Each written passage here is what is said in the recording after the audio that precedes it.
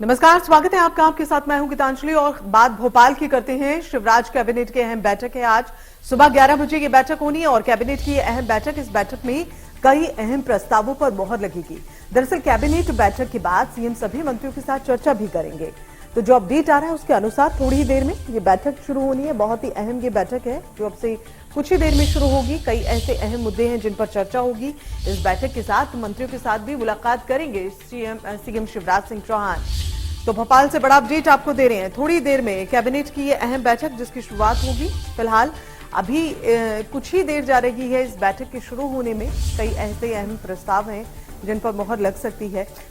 तो अपडेट आपको दे रहे हैं इस वक्त आ रही बड़ी खबर का। थोड़ी देर में कैबिनेट की अहम बैठक जिसमें कई अहम प्रस्तावों पर चर्चा होगी, उन पर मोहर भी लग सकती है। दरअसल 2023 लोकसभा चुनाव, माफ कीजिएगा, विधानसभा चुनाव जो है वो बेहद ही नजदीक है। वैसे में सभी राजनीतिक दल अपना दमखम दिखाने की कोशिश करेंगे, प्रयास करेंगे, लेकिन उससे पहले जनाधार को बढ़ाना, जनता तक पहुंचना, जन जन तक पहुंचना, अपनी योजनाओं के बारे में बताना और अपने उन अहम कार्यों के बारे में बताना जो प्रदेश की जनता के लिए किए गए हैं। ये सत्ता पक्ष की जिम्मेदारी है, सरकार की जिम्मेदारी है।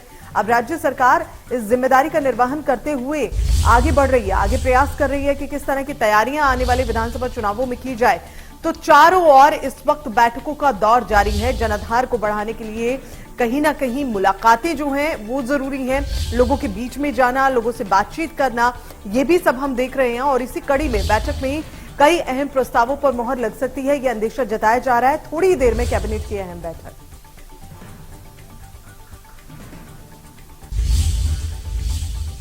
तो कैबिनेट की बहुत ही अहम बैठक है जो अब से कुछ ही देर में शुरू होने वाली है। 11 बजे का तय वक्त, जिसके साथ इस बैठक की जो शुरुआत है वो होने वाली है। और कई ऐसे अहम प्रस्ताव, ऐसे बातें जिन पर मोहर लग सकती है।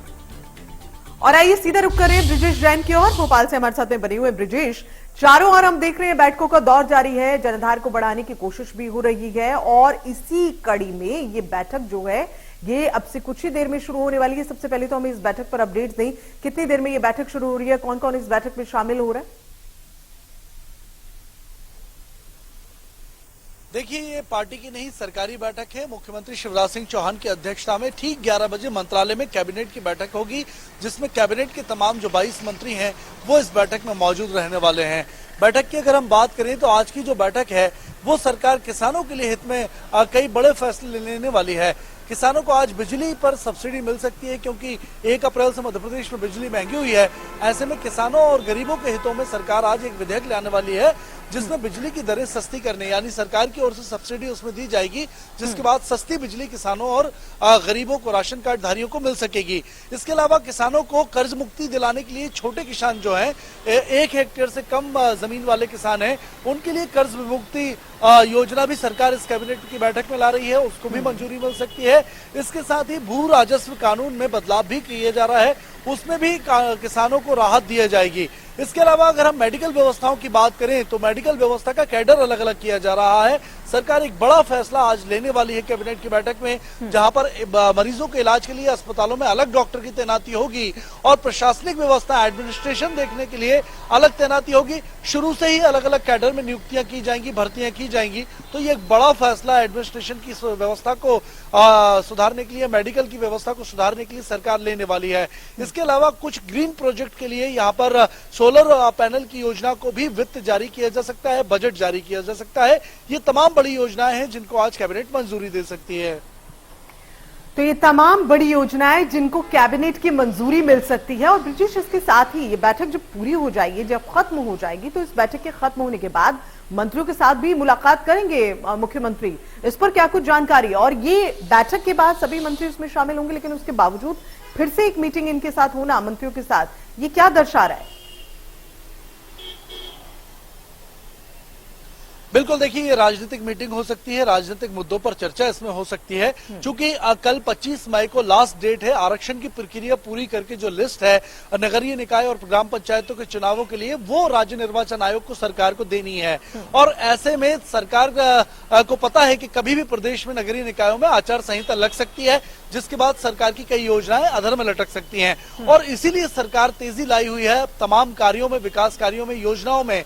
और यही वजह है कि मंत्रियों के साथ आज अलग से बैठकर इस पूरी रणनीतिक राजनीतिक चर्चा भी यहाँ पर करेंगे और सरकारी कामकाज में क्या तेजी लाई जाए, आचार संहिता के पहले कौन कौन सी पेंडिंग योजनाएं हैं जो अगले 1 महीने की लिस्ट में थी लेकिन उनको जल्द से जल्द लागू किस तरह किया जा सकता है, इन तमाम मुद्दों को लेकर मुख्यमंत्री मंत्रियों से सलाह लेंगे, उनको कई निर्देश देंगे और पूरे मुद्दों पर एक नई राय, नई रणनीति बनाई जाएगी। गीतांजलि, जाहिर तौर पर सभी एक नई तरह की रणनीति सभी मुद्दों को लेकर, और फिलहाल बैठक कुछ ही देर में शुरू हो रही है। हम एक बार फिर से बता दें कि बहुत ही अहम बैठक है और अगर ब्रिजेश हम बात करें 2023 को कहीं ना कहीं जहन में रखकर अब पार्टी आगे बढ़ रही है, जो मुलाकातें हो रही हैं, जो बैठकें हो रही हैं, वो भी कहीं ना कहीं उसी को ध्यान में रखकर हो रही है, तो क्या इस पर भी कुछ अहम चर्चा होने की उम्मीद है इस बैठक में?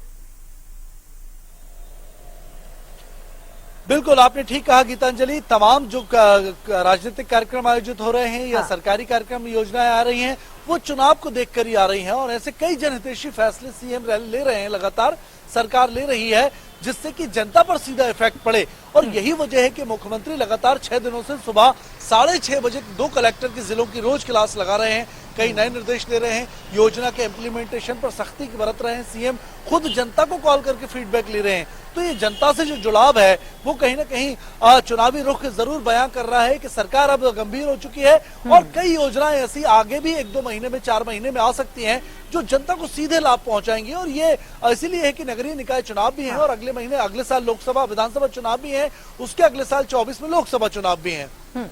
जाहिर तौर पर चलिए ब्रिजेश, नजर बनाए रखिएगा इस बैठक पर, अपडेट्स लेंगे आपसे। बहुत बहुत शुक्रिया।